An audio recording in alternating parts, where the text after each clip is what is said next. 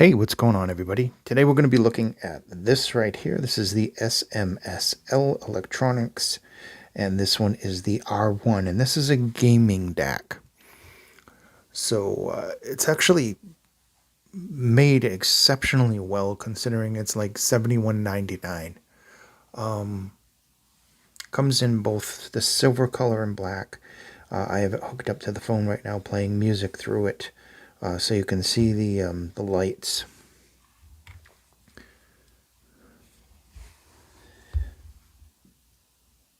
As you can see, there's the lights, and they go all the way up there. And you have your different modes here. You have your inputs right there. You have your different EQ settings right there.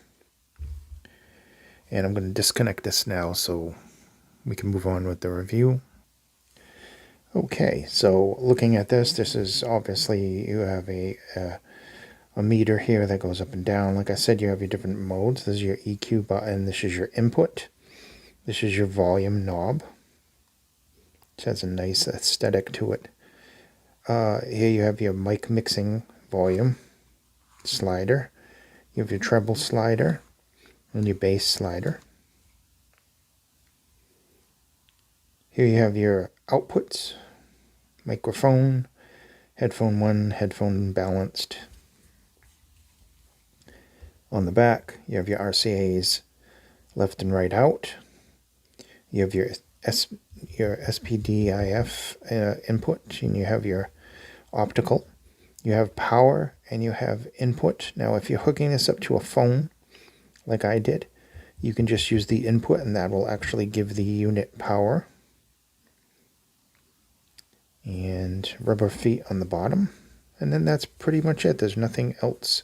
It's just a solid piece of aluminum. The black does look good as well. I like the silver. Matches my setup. Last time I reviewed was the DS20.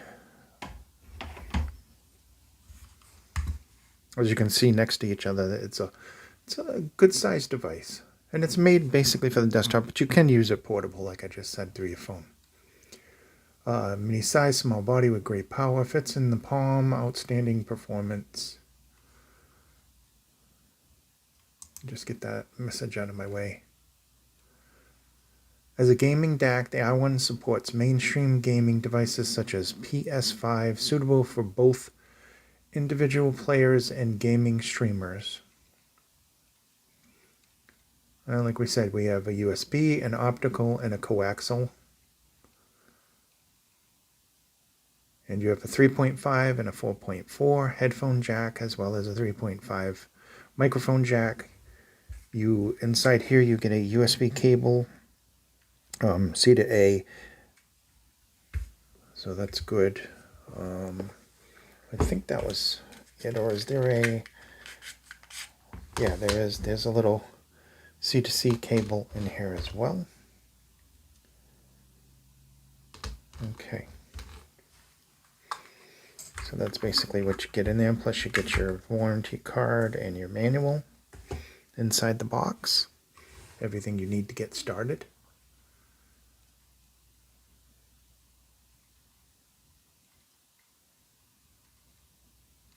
We already know about the EQ. Let's get into some specs here. Line output level 1.5 VRMS. The THD is 0.009%. Dynamic range is 98 decibels. The SNR non-weighted is 98 decibels. Separation 95 decibels. Headphone impedance max is 32 ohms. Headphone output power is 120 milliwatts at 32 ohms. It's not incredibly powerful, but you have to remember this is a gaming DAC. So this is made for gaming headphones, which are standard, and most 32 or below ohm headphones, plus in-ear monitors, work on this perfectly. I haven't tried anything crazy like a planar magnetic or anything else, but I've tried a wide variety of in-ears, and they sound really, really good. There's very low noise with this. treble and bass adjustment range is 0.9 decibels to plus 9 decibels.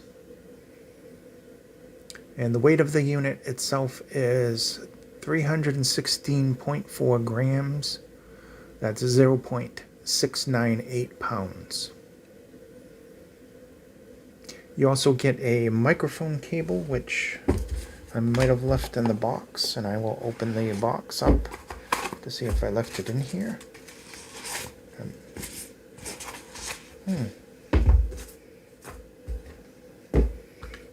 Is it in here somewhere? No. All right, I just have the A to A and the C to C.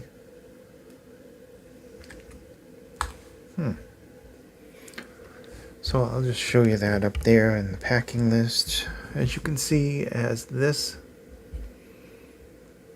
And it's supposed to have like this C to C with an A adapter, but instead they gave you an A to A. So I don't know if the specs changed a little bit, the contents or whatever, during the product development or whatever, but I got an A to C cable and I got a little C to C cable in my box. So that's basically it. So let's get into the sound of this. And I'll put this next to it for the size comparison. Both of these I got from Appos Audio. They're a good deal on these. This is like one of my favorite devices right now. I just absolutely love it. And this one comes along, and you know, I know it's not the most powerful one in existence, but it's got a nice tone to it. I mean, for the most part, it's pretty neutral until you start adding in, you know, your bass and your treble using the sliders right here. Fantastic for what it does for gaming and everything. There's a nice sound stage. There's plenty of nice details with it. It's fairly neutral, maybe a little warmth right there. And like I said, for the gaming headphones or even just standard headphones, I was using the Sivka Robins on this a lot, and my AKGs, which the AKGs are 60 ohms. And it, you know, it just handled them fine. So there's plenty of adjustment with the volume going all the way up there. The looks, I don't know, maybe hit or miss. Some people I've noticed, I've posted in the groups, they didn't like the look, and other people thought it looked fantastic. I'm on the side where I like the look of this. You know, whereas I like things like this with the clear and it shows all the electronics, I absolutely love that. I like the look of this too because it's unique looking, really, especially for gaming and everything. Like I said, sound-wise, neutral, very good details, very good sound stage here. There's very excellent placement. You know, the imaging is spot on. It's wide enough, very, very wide presentation. Worked well with different games. I like the EQ presets. I like the bass slider. I think if you put it up to the bass wise and you do the bass slider, not so much at the top. You definitely don't ever want to put it up at the top unless you have like a very neutral pair of like in-ears or headphones that lack bass. Then you want to put it up. But I think it's like somewhere about here, and the treble just a little bit above that. You know, gets you a really nice kind of bass experience when we're talking about listening to like music wise. I think like both of these can be about here for like gaming and that, and you're going to get a really good response out of these, especially with like typical gaming headphones that I tried out on this. I know the majority of the gaming headphones that I have now are wireless, but they can be used wired as well, and I tried them out on this. And I tried some standard gaming ones like HyperX Clouds. And what else did I have that was gaming? Audio Technica. And it worked out well with this. It is what it is. It's made for gaming.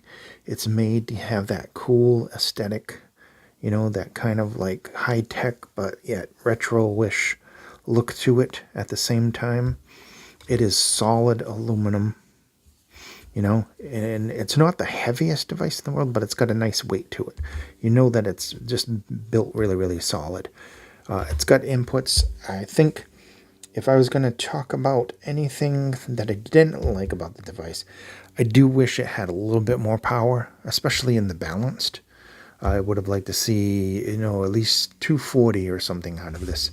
The one thing I don't like is the placement of the two USBs like right here. I would have liked the I/O on this a little bit more separated. Maybe one on this side and one over there. Maybe because of the board inside they couldn't do it, but I would have liked a little more space, because when you're using like the thicker USB-Cs like from DD Hi-Fi and stuff, you can't fit one or the other together. There's just no room, so you have to use something thinner, something more like an iFi can fit on there just fine. But anything thicker than that, there isn't a lot of room underneath. Other than that, I can't really fault this for anything. A lot of people aren't going to like it because of the low power, the 120, but I mean, that is more than enough if you're using in-ears, and it's more than enough if you're using 32 ohm headphones, which majority of the headphones. I'm not saying you're going to go out and get some Dan clocks and hook this up. Obviously, if you have Dan clocks, you're probably going to have a completely different, probably going to be using something more expensive like a Mojo or something like that. But yeah, it does a good job. It really does a good job. This has been the SMSL, and this one is the R1, and this is their new gaming DAC amplifier. That is both desktop duty and also portable. Thank you again for watching. Be safe, and I'll see you in the next video.